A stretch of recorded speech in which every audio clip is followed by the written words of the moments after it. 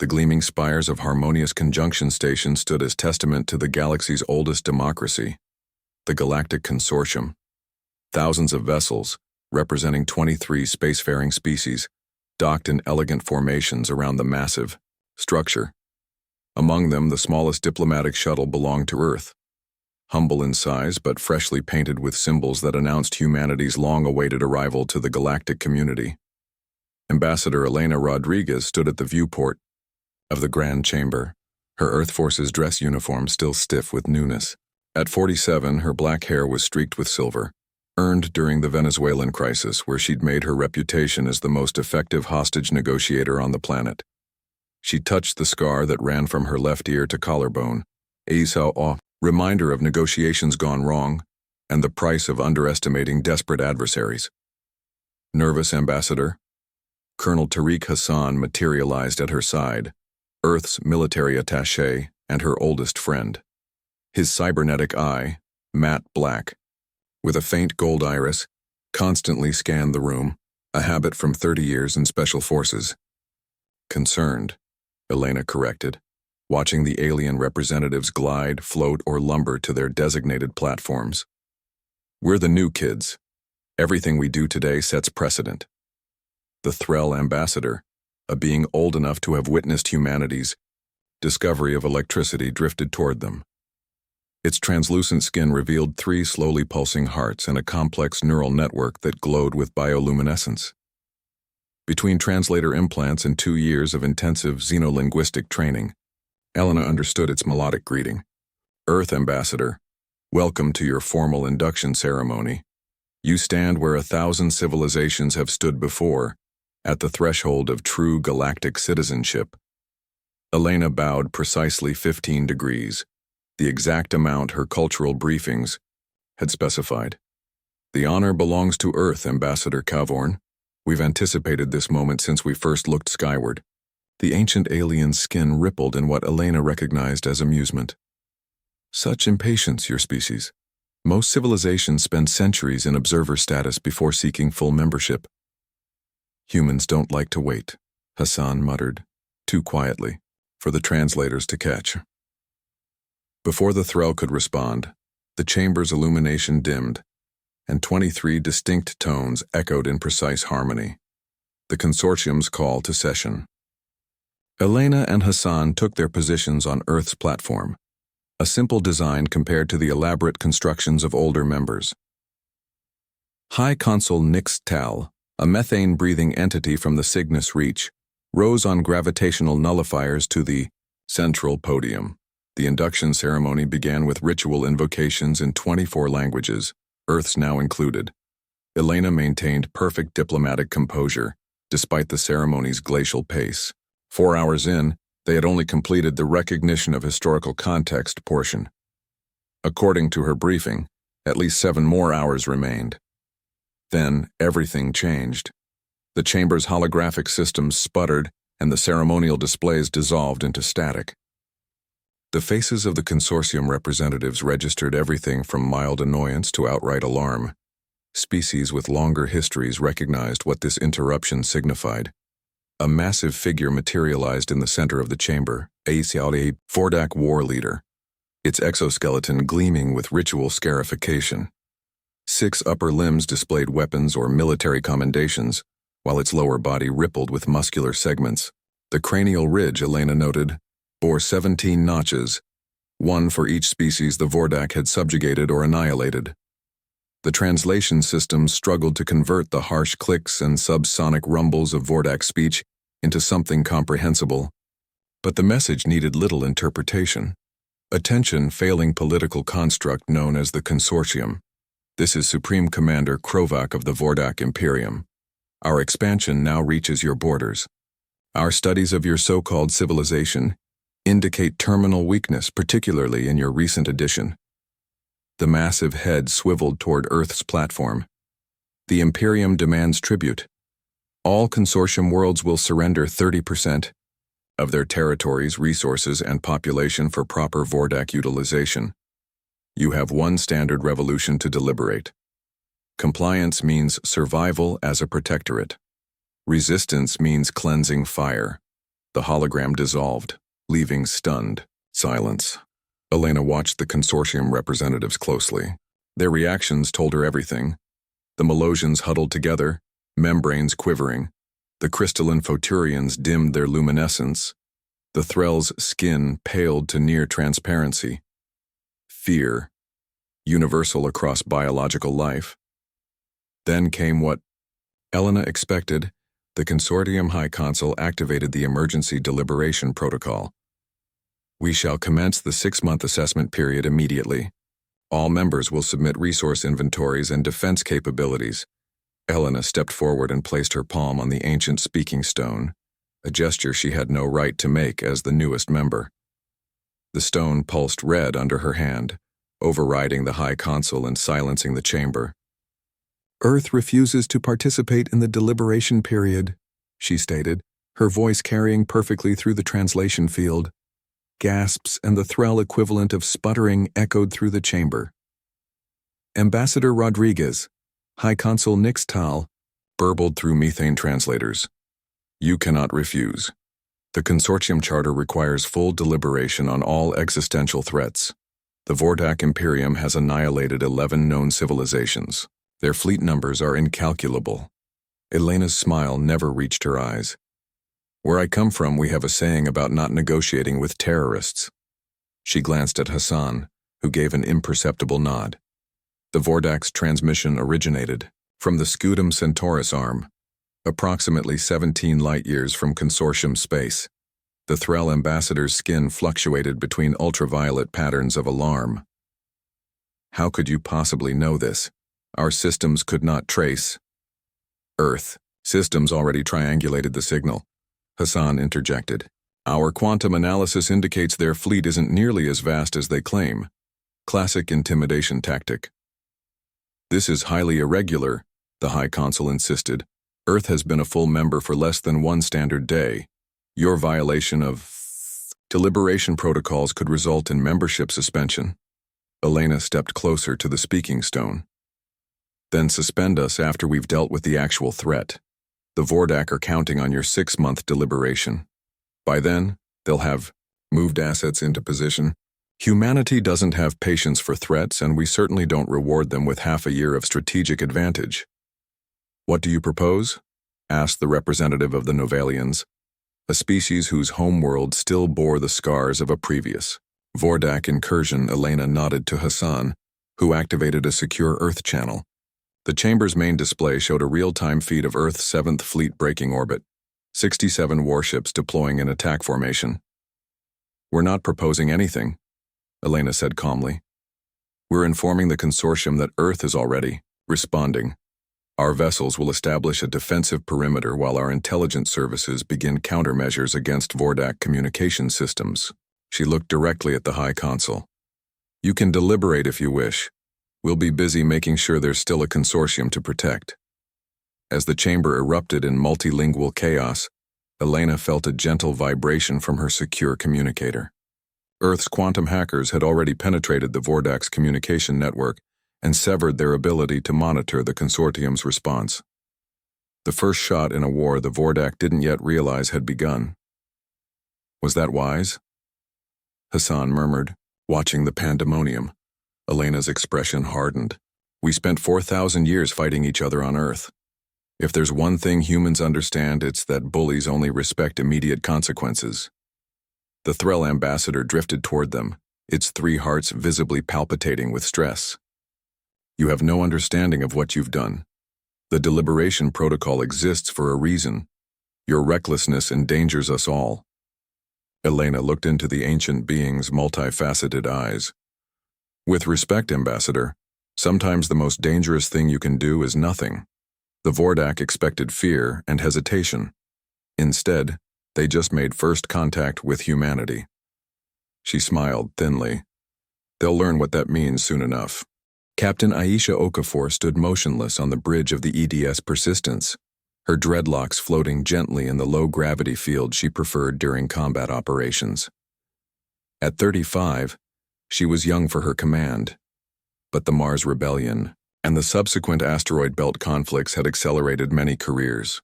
The sleek destroyer represented Earth's newest generation of warships, designed with principles that had bewildered consortium engineers. Deliberately exposed heat sinks that made the ship appear damaged, asymmetrical thruster configurations, and hull coloration that shifted based on background radiation. Vordak Battle Group detected, announced Lieutenant Park, her tactical officer. 6 vessels, Predator class. He hesitated. Captain, their hull decorations. I see them, Okafor said quietly, studying the magnified images. The approaching Vordak ships bristled with weapon systems, but what caught her attention were the ornamental patterns adorning each vessel, bones. Thousands of xenobiologically diverse skeletal remains, harvested from conquered species and integrated into the hull architecture. Psychological warfare, she noted, primitive but effective. They're broadcasting on all frequencies, Communications Officer Rivera reported. Standard Vordak intimidation package. Threats. Graphic footage of planetary bombardments. The usual. Okafor smiled slightly. Let's reciprocate with our own package. Initiate Phase 1. Throughout the bridge, her crew, a mix of veteran space combatants and Academy wunderkinds, moved with practiced precision. The ship's AI, Athena, delivered a countdown in a calm contralto. QCD deployment in 5, 4, 3. The Persistence and its 3 sister ships released their payload, not conventional weapons, but something the consortium representatives had dismissed as theoretical impossibilities. Quantum communication disruptors, microscopic devices that propagated through subspace, targeting the distinctive patterns of Vordak communication networks. On the view screen, Okafor watched with satisfaction as the approaching enemy formation suddenly lost coherence. The rigid mathematical precision of their attack pattern dissolved into erratic movements.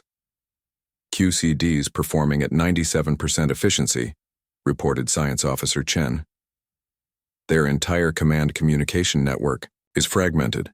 Each vessel is now operating independently. Exactly as expected, Okafor said.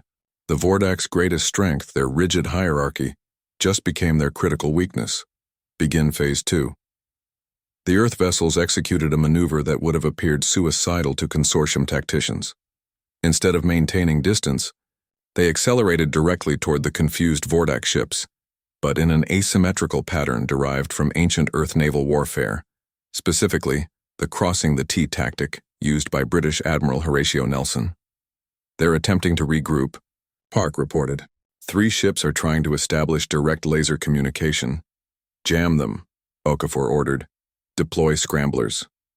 The next hour unfolded like a precision dance. The Earth ships, more lightly armed but infinitely more maneuverable, herded the disorganized Vordak vessels into a spatial configuration of Okafor's design.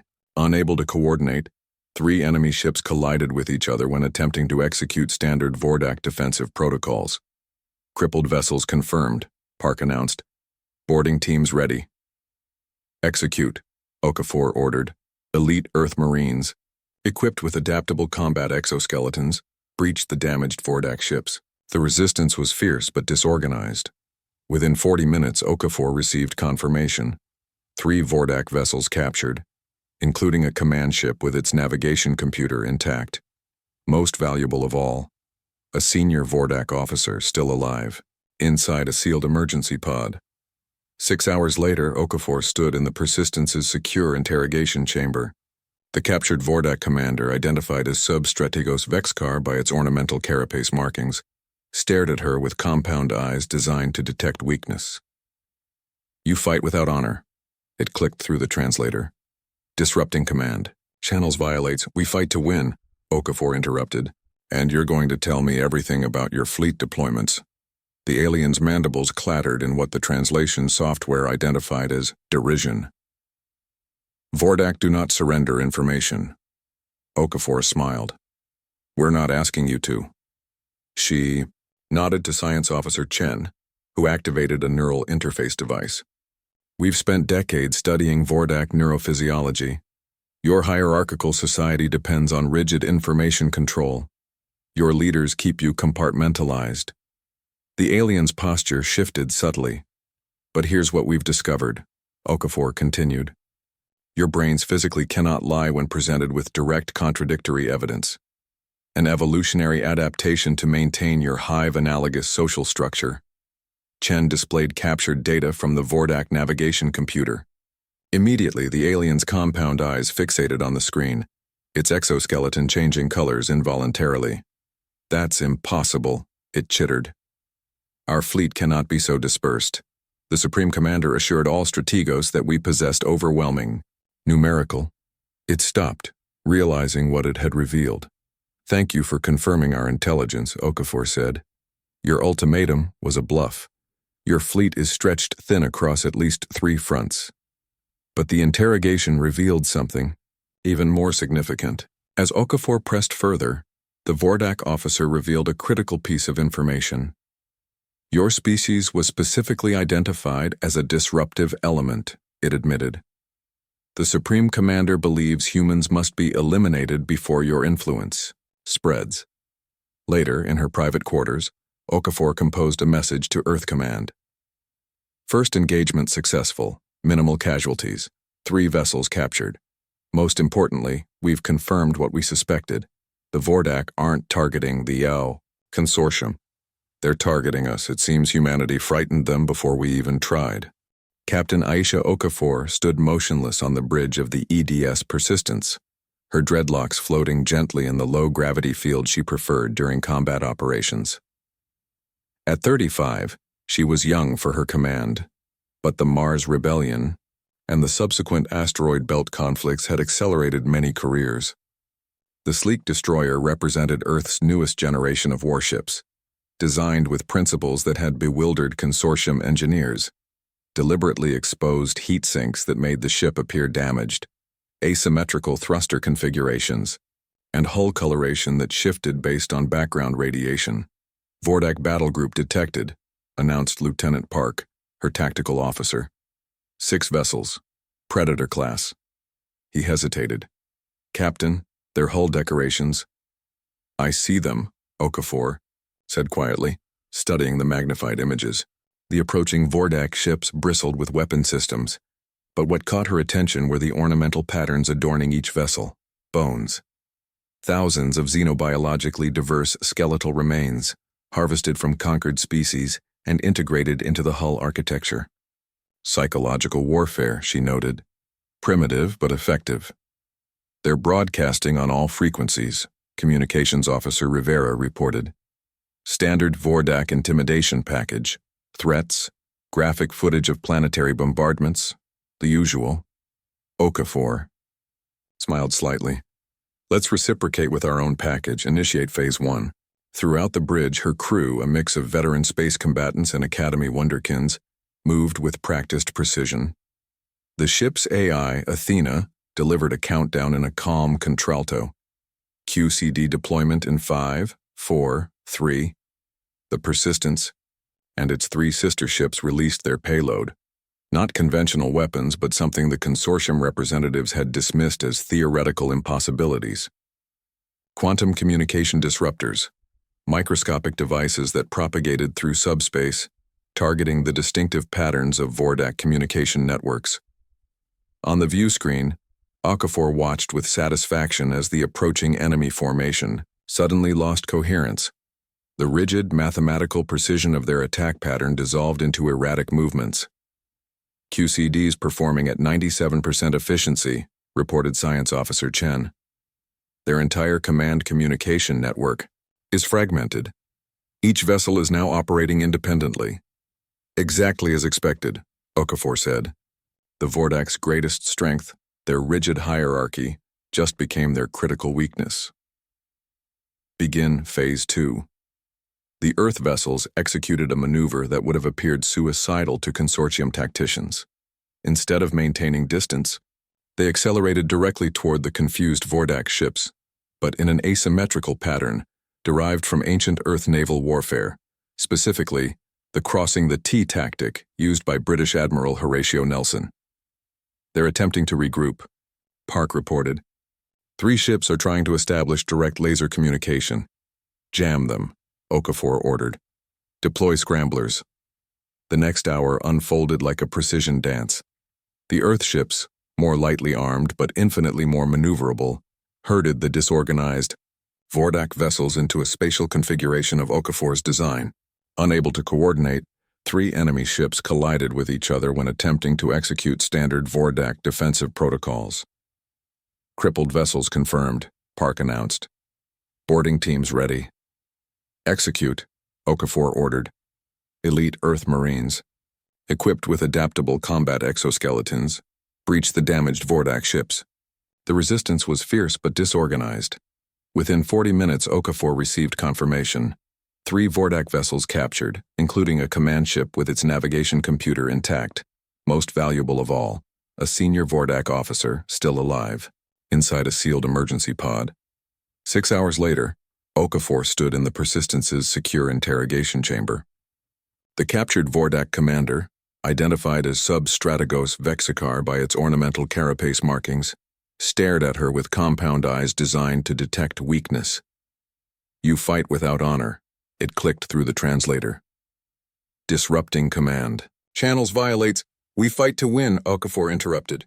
"And you're going to tell me everything about your fleet deployments." The alien's mandibles clattered in what the translation software identified as derision. "Vordak, do not surrender information." Okafor smiled. "We're not asking you to." She nodded to Science Officer Chen, who activated a neural interface device. "We've spent decades studying Vordak neurophysiology. Your hierarchical society depends on rigid information control. Your leaders keep you compartmentalized." The alien's posture shifted subtly. "But here's what we've discovered," Okafor continued. "Your brains physically cannot lie when presented with direct contradictory evidence, an evolutionary adaptation to maintain your hive-analogous social structure." Chen displayed captured data from the Vordak navigation computer. Immediately, the alien's compound eyes fixated on the screen, its exoskeleton changing colors involuntarily. "That's impossible," it chittered. "Our fleet cannot be so dispersed. The Supreme Commander assured all Strategos that we possessed overwhelming numerical." It stopped, realizing what it had revealed. "Thank you for confirming our intelligence," Okafor said. "Your ultimatum was a bluff. Your fleet is stretched thin across at least 3 fronts." But the interrogation revealed something even more significant. As Okafor pressed further, the Vordak officer revealed a critical piece of information. "Your species was specifically identified as a disruptive element," it admitted.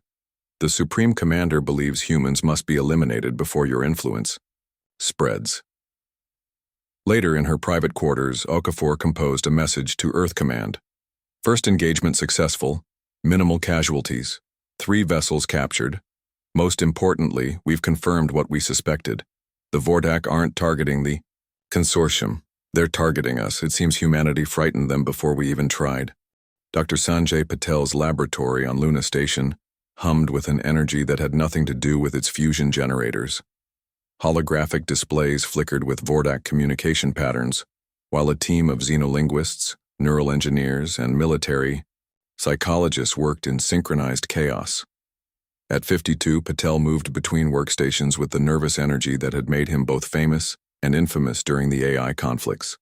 The same intellect that had developed mimetic warfare theory and subsequently been blacklisted by 3 Earth governments for ethical concerns.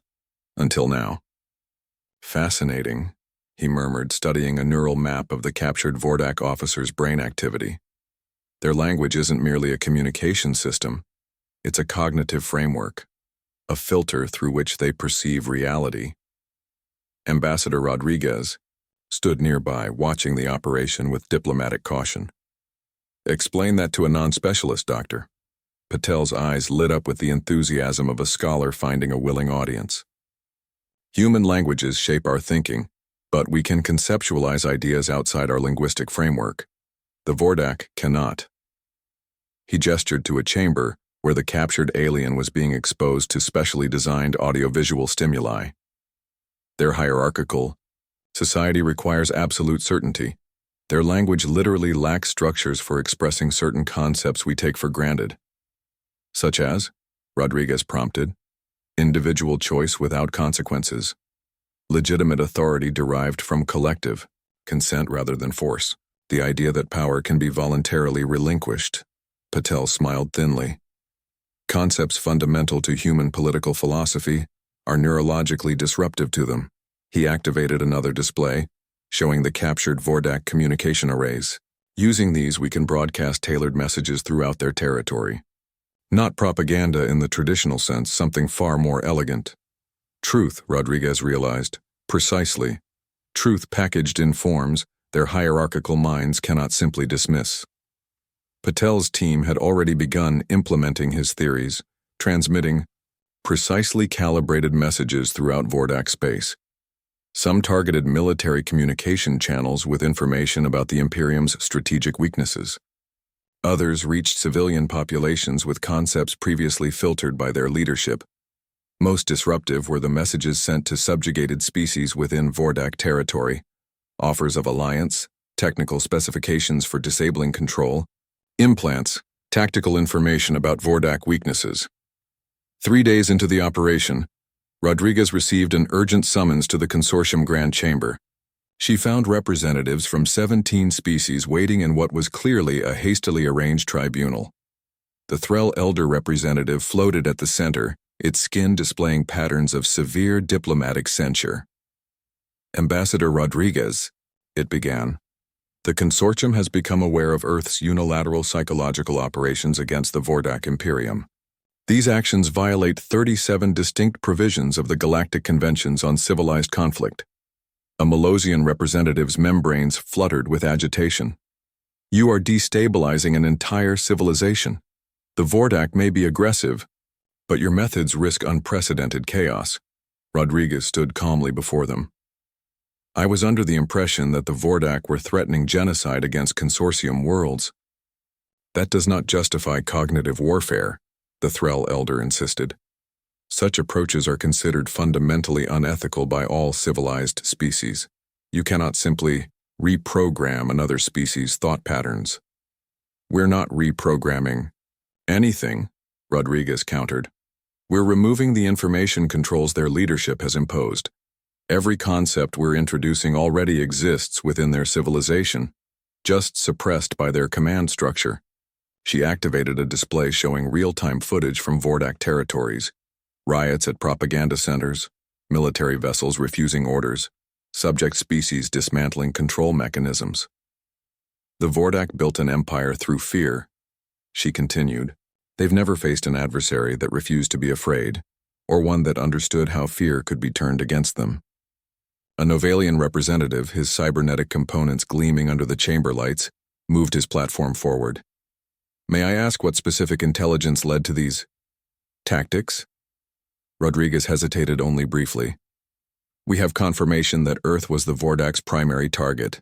Their ultimatum to the Consortium was largely a pretext to justify elimination of humanity before our influence could spread. She faced the assembled representatives squarely. We fought wars like this against ourselves for centuries. Psychological, operations, information warfare. We nearly destroyed ourselves before learning to defend against them. She gestured to the footage of Vordak worlds in turmoil. Now we're using those hard-learned lessons to prevent genocide. The chamber fell, silent as her words registered. Finally, the Threll Elder spoke again, its skin pattern shifting to something more contemplative. Your methods disturb us deeply, Ambassador, but we cannot deny their effectiveness. It paused.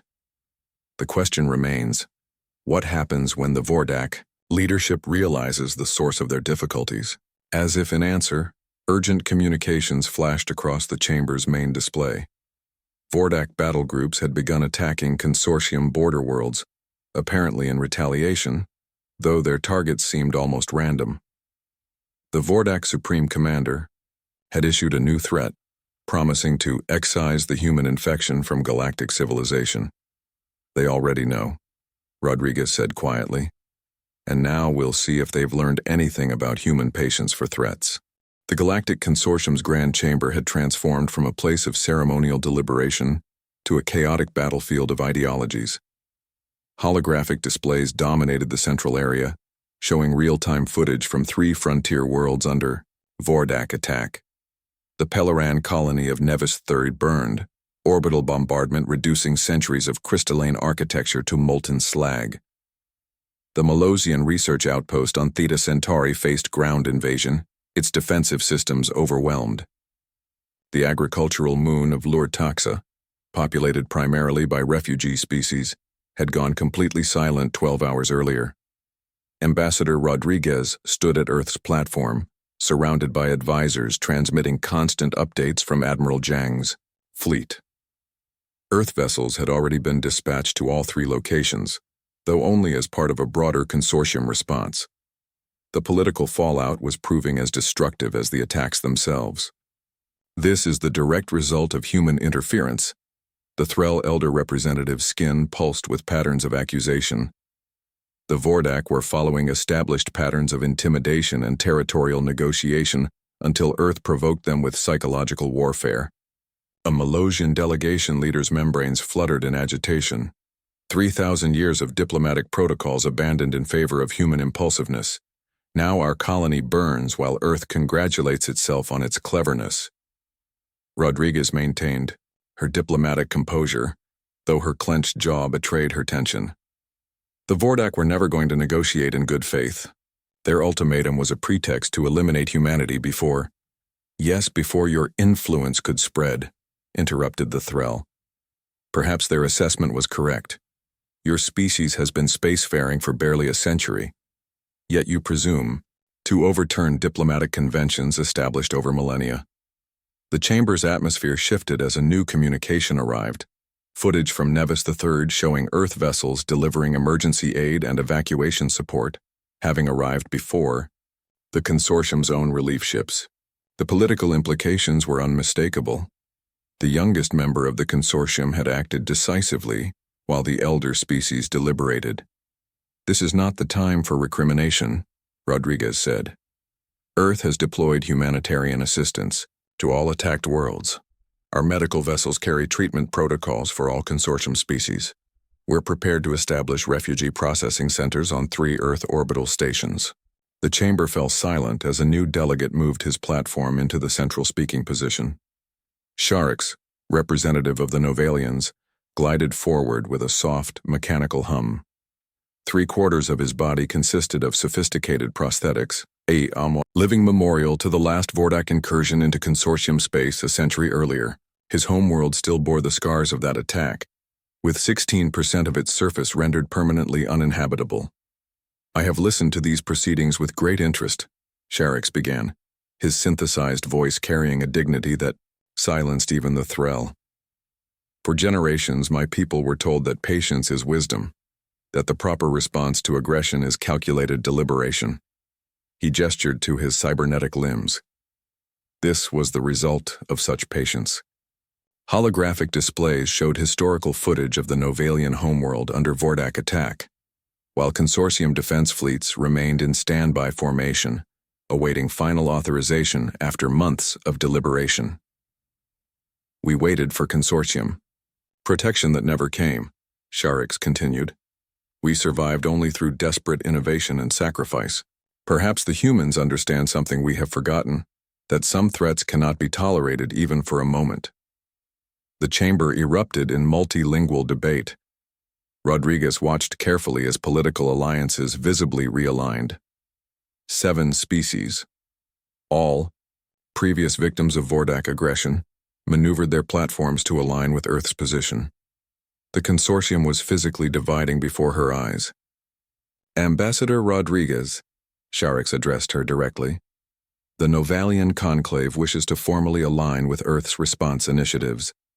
We offer our medical technology, relief resources, and, should it prove necessary, military support. One by one, representatives from the other 6 species made similar declarations.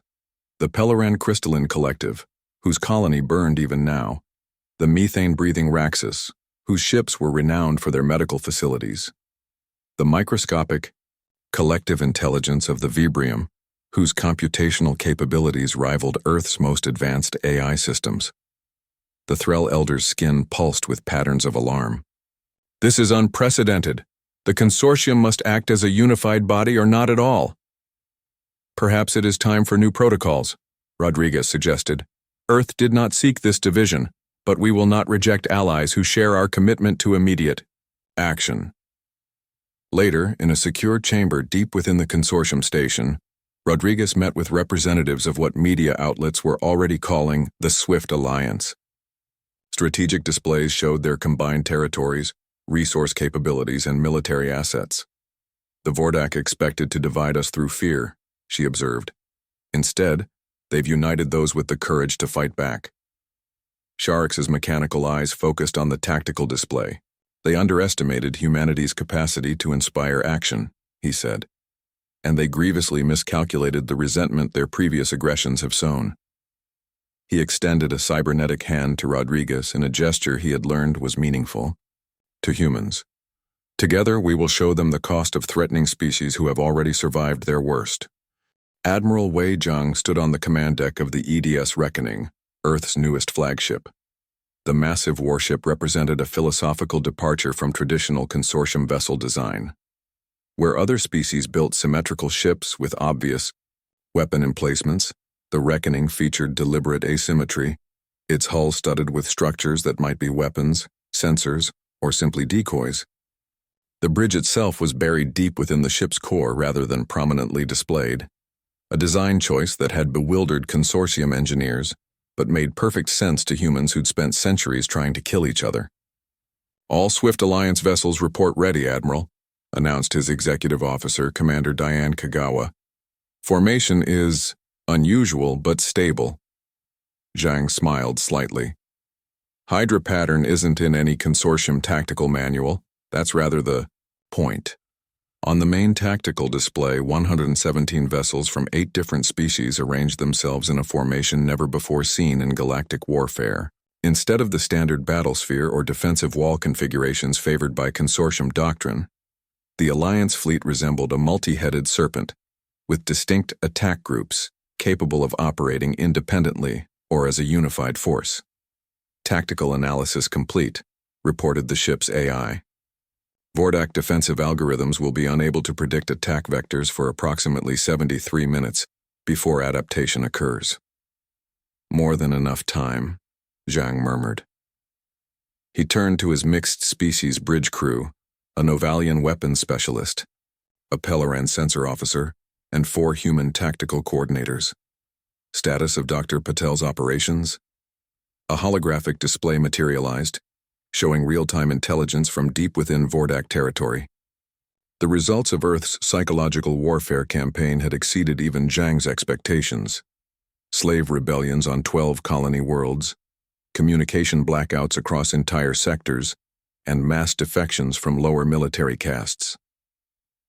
The Vordak response had been brutal but increasingly ineffective, their punitive measures only creating more resistance. Message from Captain Okafor's strike team, Kagawa reported. Ghost ships are in position. Liberation packages deployed to all designated coordinates. Zhang nodded in satisfaction. Those packages contained more than weapons. They delivered tactical AI advisors programmed with centuries of human guerrilla warfare experience, communications equipment enabling coordination between resistance forces, and technical specifications for disabling Vordak control systems. Begin final approach, Zhang ordered. Prepare for Phase 1 of Operation Hornet's Nest. The Alliance fleet accelerated toward Vordak space. Zhang had modified the original operation substantially based on intelligence from Captain Okafor's captures. Instead of targeting military installations as the consortium would expect, they would strike directly at the heart of Vordak power, their communication and propaganda networks. Sir, Kagawa said quietly, the Consortium Defense Council is demanding we abort the operation. They're threatening sanctions against all Alliance members. Zhang's cybernetic eye cycled through tactical simulations, while his biological one remained fixed on the main display. Send standard acknowledgement, then implement communication protocol silence. With that simple order, the Alliance fleet severed real-time communication with consortium authorities, not through technology failure, but deliberate choice. The consortium, with its need for consensus and constant deliberation, could no longer influence the coming battle. All vessels, this is Admiral Zhang, he broadcast to the fleet. For 1,000 years, the Vordak have relied on fear to subdue their enemies and control their subjects. Today, we show them something truly terrifying: hope. The fleet dropped out of FTL at the edge of the Vordak home system, a tactical decision that violated every principle of conventional space warfare. Surprise was complete. The Vordak had concentrated their defensive forces around military installations and population centers, never expecting an attack on their communication infrastructure. Commence targeting, Zhang ordered. Communication, hubs, propaganda distribution centers, and command nodes only. Minimal casualties, maximum disruption. As the battle commenced, Zhang received an urgent transmission from Earth intelligence, a data package containing information about a Vordak superweapon capable of triggering stellar instability. According to the intelligence, the weapon was housed in a heavily fortified facility beneath the surface of the Vordak throne world. Interesting timing, Zhang mused, studying the report. Almost as if they wanted us to know about it. Sir? Kagawa questioned. It's too convenient, Zhang explained. This intelligence arrives precisely when we're executing our attack. His cybernetic eye whirred as it processed possibilities. Either it's completely accurate and we need to neutralize this threat immediately, or it's a trap designed to draw our main forces into a specific location, Kagawa finished. Zhang nodded. Precisely, which is why we'll do neither. He opened a secure channel to a stealth vessel operating independently of the main fleet. Lieutenant Commander Alzara, priority mission update. Forwarding intelligence package now. Verification level Alpha. When the Reckoning appeared in orbit above the Vordak throne world, Zhang authorized a broadcast on all frequencies in perfect Vordak language. We warned you once. We will not warn you again. Your threats against peaceful worlds end today. As the message played, Zhang watched the Vordak home planet with both his biological and cybernetic eyes, searching for the reaction that would tell him whether they faced a desperate enemy with a superweapon or something far more complex. Either way, humanity's response would be the same: swift, decisive, and unexpected. Lieutenant Commander Fatima Al-Zahra led her special operations team through the subterranean labyrinth beneath the Vordak capital. Her squad moved with practiced precision. 3 humans, a Novalian tech specialist, a Pelleran sensor expert, and a Raxus atmospheric analyst. Each had been selected for unique abilities that complemented human tactical doctrine. Al-Zahra had spent 6 years in Earth Special Forces before the current crisis, specializing in hostile environment infiltration. At 34, her service record included the Neptune Deep Station liberation and 3 classified operations during the Mars Rebellion. The scar that ran from her left temple to jaw served as a reminder of the cost of underestimating an enemy. Radiation signatures increasing, reported Green, her second-in-command, studying portable scanner readings. Consistent with the weapon specifications in the intelligence package, the team had infiltrated the Vordak homeworld during the chaos of Admiral Zhang's attack, their stealth shuttle masked by the electronic warfare overwhelming Vordak defense systems. Their mission was straightforward but potentially suicidal: locate and neutralize the stellar destabilizer that intelligence suggested the Vordak were preparing to deploy. I'm reading unusual biological signatures ahead, the Raxus gurgled through its translator. Not standard Vordak patterns. Al-Zahra signaled a halt, then deployed micro-reconnaissance drones, another technology the consortium had dismissed as unreliable, but that Earth forces had perfected during centuries of human conflict. The drone's feed revealed a massive chamber ahead, but what they found wasn't a superweapon. What the hell?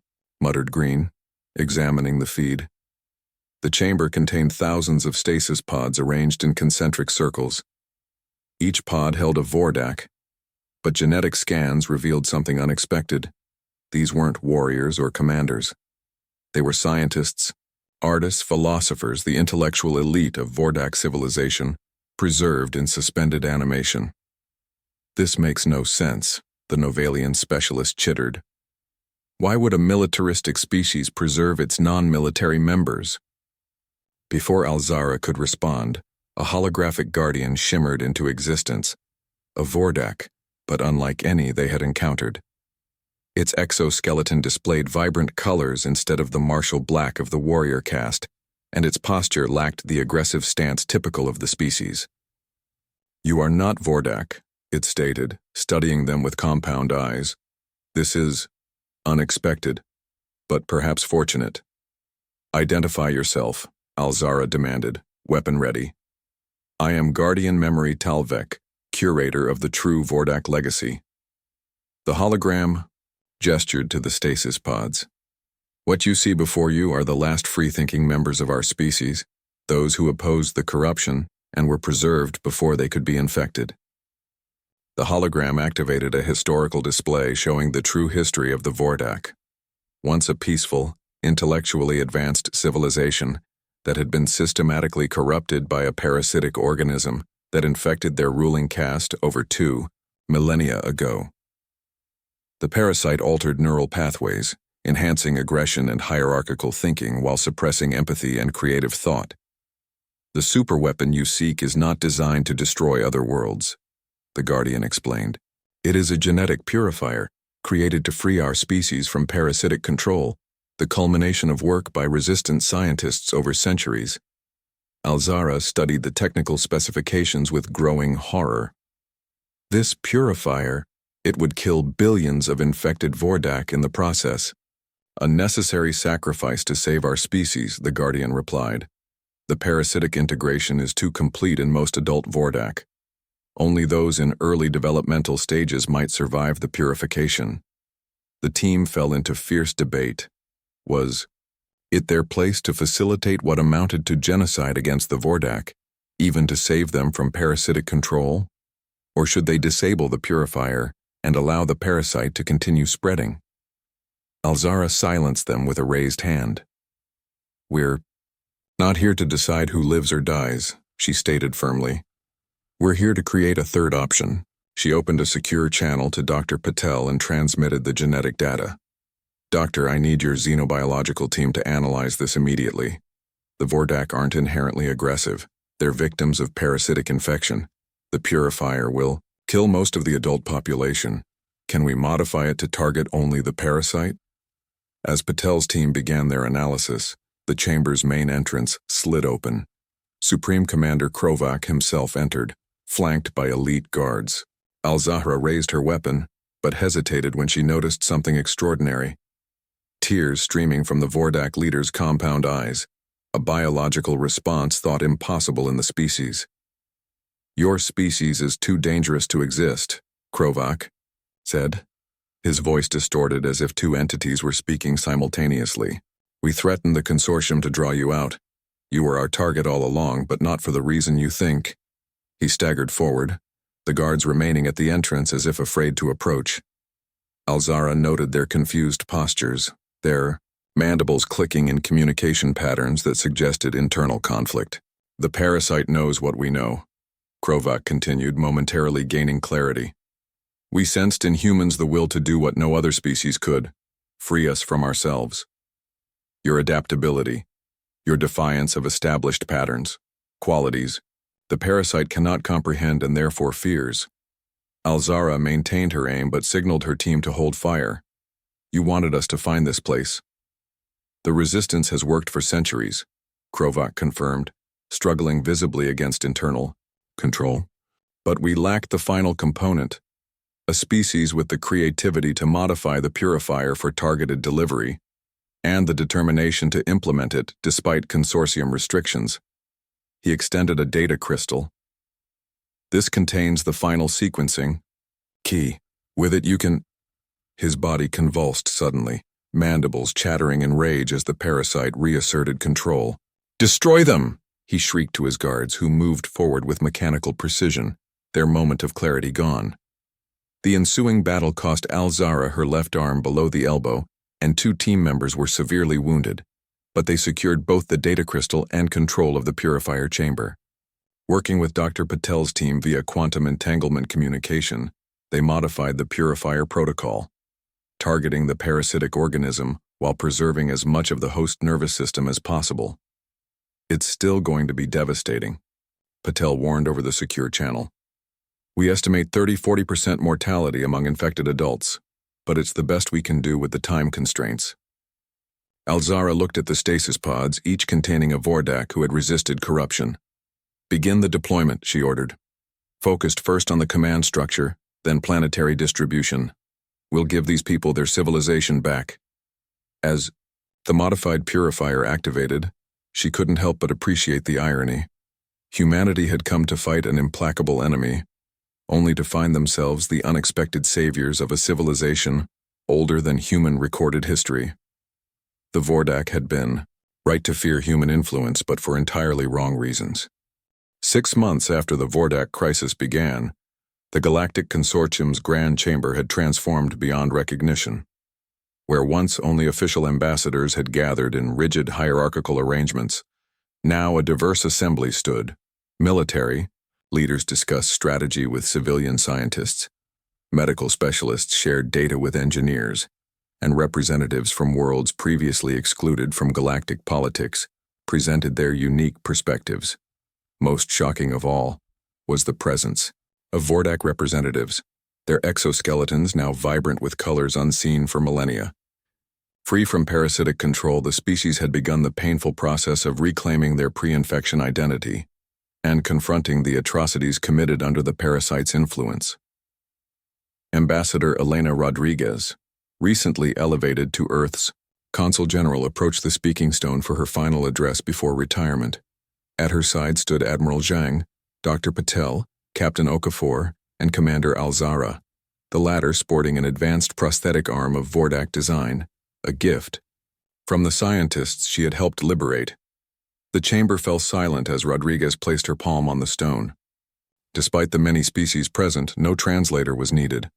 A unified communication protocol developed by human and Vordak linguists had become the new standard. "Throughout our history," she began, "humans have faced existential threats.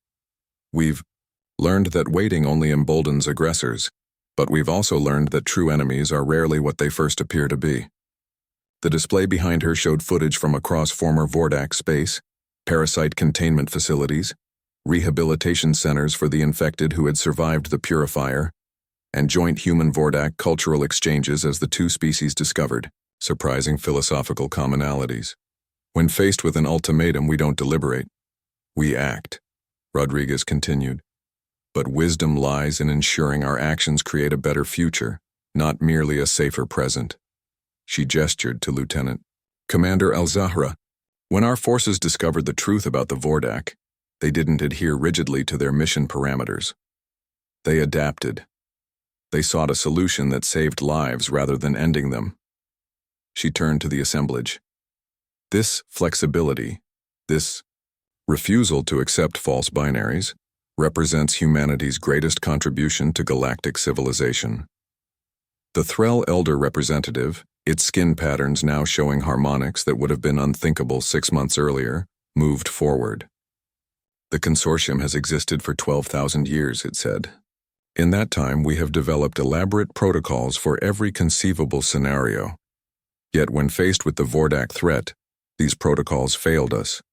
It was human improvisation, what we initially condemned as recklessness, that revealed a third path forward." One by one, representatives spoke, each acknowledging how the crisis had transformed their understanding of effective governance. The consortium had not merely survived, it had evolved, incorporating human principles of rapid response alongside the wisdom of more established species. The Assembly unanimously approved a formal advisory to be transmitted to all spacefaring civilizations and those approaching first contact. Species Earth, while young among stellar nations, has demonstrated unique approaches to crisis management. Their uncompromising response to threats is matched only by their capacity for creative solution finding and ethical reassessment. Note with extreme caution, humanity has no patience for threats but boundless determination to achieve lasting peace. Any aggressive action against human interests will be met with immediate and transformative response. This species does not follow expected patterns of conflict resolution. Consider partnership approaches only. Later, at a quiet celebration on Bices, Luna Colony, where it all began, the team that had faced down the Vordak threat gathered for a private moment before going their separate ways. The station's observation lounge offered a spectacular view of Earth rising over the lunar horizon, a blue jewel against the darkness. To the adversaries who become allies, Dr. Patel suggested, raising his glass. Rodriguez shook her head slightly. To patience of the right kind, she corrected, and impatience with injustice. Admiral Zhang looked thoughtful as he watched Earth's slow rotation. They think we're warriors, he said quietly. They don't understand that everything we did, the swift response, the psychological warfare, even the direct strike, it was all to prevent a prolonged conflict. Alzara flexed her Vordak-designed prosthetic, admiring its elegant functionality. I spoke with the new Vordak Provisional Council yesterday, she mentioned. They've formally requested human scientists and ethicists to help design their new governmental systems. They want to incorporate our emphasis on individual choice with their tradition of collective responsibility. Rodriguez smiled. That's the paradox they're beginning to grasp, she said. Our impatience for threats isn't bloodlust, it's the deepest form of patience. We've learned that addressing dangers immediately prevents greater suffering later. Through the viewport, they watched as ships from 24 species maneuvered in close formation. A joint training exercise for the consortium's new rapid response force, modeled on human principles but incorporating the wisdom of 1,000 civilizations. Okafor raised her glass. We came to the stars hoping to find friends, she said. Instead, we found a galaxy that needed us to teach it how to fight for peace. As the celebration continued, a message arrived from the Vordak homeworld.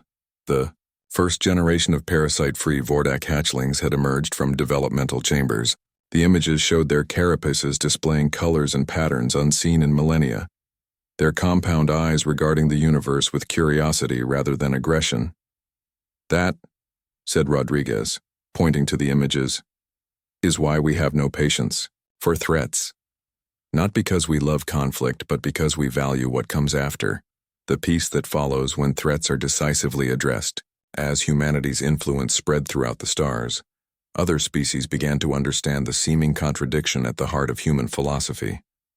The species that would not tolerate threats became the greatest hope for lasting security. The way Galaxy learned that Earth's most distinctive quality wasn't its technologies or military strategies, but its fundamental refusal to accept that any problem lacked a solution, even when that solution required completely reimagining the nature of the problem itself. The end.